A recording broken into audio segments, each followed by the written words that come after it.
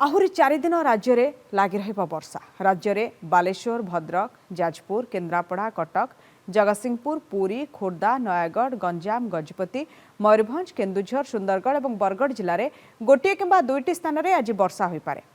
एने समस्त जिला को येलो वार्निंग जारी करिछि पाणीपाग केन्द्र। एठारे घंटा प्रति 30 ରୁ 40 किलोमीटर बेगरे झटका पवन भी बही पारे।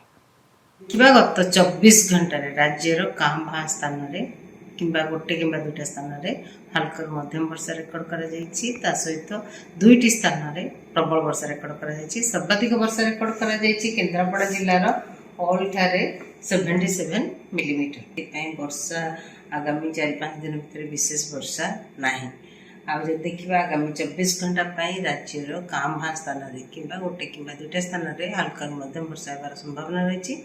सहित बरगढ़, सुंदरगढ़, केन्दुझर, मयूरभंज और उपकूलवर्ती अंचल जिला गुड़िक वर्षा सहित गोटे कि दुईटा स्थान में बिजुली घड़घड़ी और झटका पवन गति 30 ରୁ 40 किलोमीटर पर आवर रही संभावना रही।